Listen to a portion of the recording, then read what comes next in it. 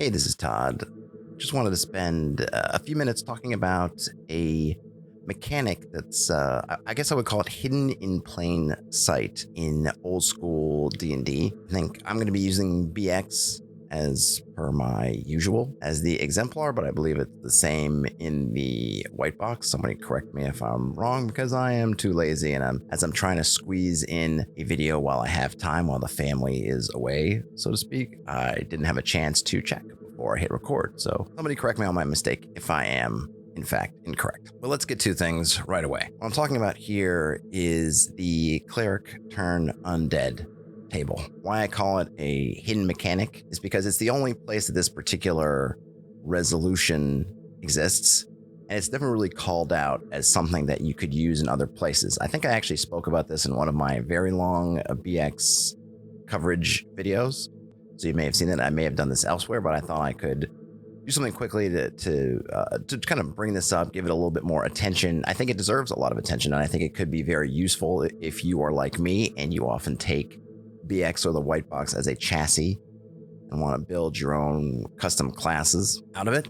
Then I find that this table is extraordinarily useful. Here I'm looking at actually the version of the table in the expert set, just so we can look at more levels, since the basic version only gives us 3. We'll see that it starts with the cleric level 1, goes all the way up to basically 11 plus.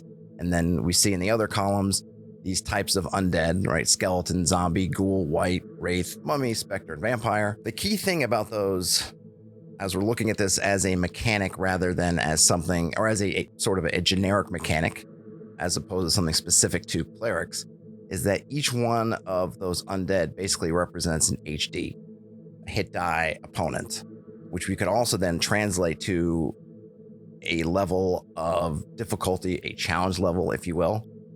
Skeletons, HD1, zombies, HD2, ghouls, HD3, wights, 4, wraiths 5, mummies 6, specter 7, vampires 8. So as we look at those, we want to move past it being just an interesting kind of, cleric thing, looking at how we might use this for other things. I had a video on the thieves, and this would be if you wanted to remake, I spoke about an option of looking at levels of the dungeon as being difficulty levels. So you could easily repurpose this for levels of the dungeon, right? If you're on a first level thief and you're on level, looking at something on the first level, that would basically be that skeleton column. If you're a first level thief and you're on the second level, that's the zombie column. The third level would be the ghoul column. And you notice then you can't progress after that, right? Those other ones are just too tough for you. Just as a cleric, a first level 1 cleric cannot turn or destroy a wight. They're just too tough. Same things apply. But I don't want to get bogged down in those details, because I want to really try to get through this before there's knocking at the door, so to speak. So we've got the level of the character, or it could be the level of the skill if you want to do something like that. Then we have these challenge levels. Level 1, level 2, level 3, level 4, level 5, level 6, so on and so forth. And of course, you could increase this more if you wanted to, keep going. And I think if you were to do that, one thing that you can't really tell from this table, but if you extended it outwards, the interesting thing about this table is that it represents a mechanic that we don't usually associate with old school D&D, which is varying levels of success. Because we really have 3 states here, and we could easily extend it to a 4th state if we wanted to. But we'll just look at the 3 that are on this table. We have failure.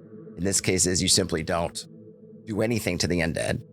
Second one is turning, which is the successful, but the lower form of success. And then we have destroying, the 3rd level of success. Again, taking this and creating a generic version, you have, failure, you have success, and then you have either, you could call it a critical success, you could call it a more complete success, a success plus, however you want to determine it, but you actually have those 3 states, not unlike something that you might find in Power to the Apocalypse, where you might have, success with difficulties and then ultimate success. I forget exactly what is, or success and a continual advantage or something like that.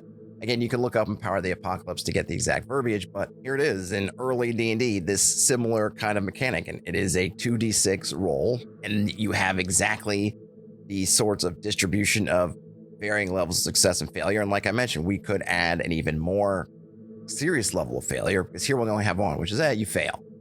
But you could take that same distribution and mirror it on the negative side. So you have the success with advantage, or success plus, or critical success, or whatever you want to have it, success. Then you could have failure or mixed success if you wanted to, or however you want to deal with failure. And then ultimate failure, catastrophic failure, whatever you want failure on the other side.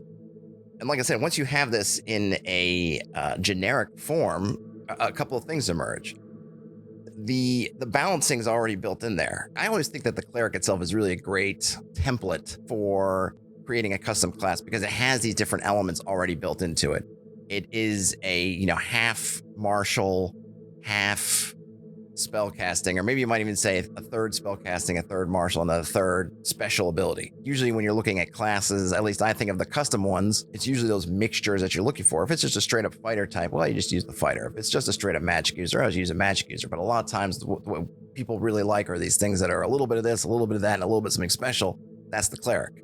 A little bit of this, a little bit of that, a little something special, that's something special. In this case being the turn undead ability. So we could take the cleric as an overall template.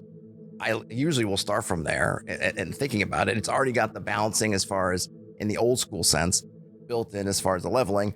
And here it has built in already this way of having a skill or ability system that scales. So it's a really great table. It can be adapted for many different things. I've used it for just spells in general. I think I posted it at one point, maybe ages ago. If not, maybe I'll dig it up and post it again. But I had created for a game I ran. Basically, I wanted a spell system that didn't have spell points, didn't use spell slots, but wasn't pew pew pew just spells, flying everywhere. And I came up with a system where you could attempt to cast spells. If you failed a spell poorly enough, you would have to rememorize it. But rememorizing it wasn't just one night. It took days. I think either had it days or weeks. Essentially, it took downtime to get your spells back. So what this meant, if you were a first level wizard with one spell, you could sit there and cast off the spell, but if the more you try casting it, the more likely you are to hit that failure. And if you fail it, you're not just losing it until you go back and camp overnight. You're losing it for maybe a week where you have to go back and study and meditate and get it back again. And I used a version of this generic table to signify, instead of the skeleton zombie, right, that difficulty, that was the level of spell you were attempting versus the level of wizard that you were. And I had these different, and again, I had extended the table so that you had 2 levels of failure, 2 levels of success. If you did the minor failure, or actually I think I had 3 levels, whatever it was I had. But basically, if you hit the just failed, you could try to keep casting it, which would allow you to keep a spell alive and not lose it. But at the same time, if the next round came and then it would become more difficult, the next roll would become more difficult. And then of course you risked more failing and then losing the spell. It's something that I really like a lot. If you've ever seen some of the other things I've done or talked about, I really like risk reward systems. I like the idea of giving you some resources, but then you have to risk losing them. And then if you lose them, it's more of a pain than it is in the standard system to get them back. So in this case, I'm going to give you more spells. I thought it was a nice way to kind of empower magic users a little bit, but at the same time, if you lose them, you're done. So it's a risk. You got to figure out when you really want to do it. And there were ways, I came up with some ways to mitigate it, and I also came up hopefully some ways to entice you to want to cast your spells. That was what I came up with. I'm really curious to see if other people have used this cleric turning table. I think it is really useful, really helpful. It's right there in the old rules, and it predates a lot of other. I'm sure someone will pull up. I'm sure, RPG historians will talk about other systems that did this prior to that. But this one, look, I went at the original table, 1974, and there it was. But it didn't occur to me until much later how you could basically take this system and really just look at a different way. And here you have a system of scaling, a scaling ability with multiple states of success and or failure, depending on what you do with it. So it's there. Let me know if you used it. If you have used it, I think it was someone on a forum said, "Oh yeah, you can use the cleric undead table," and it just.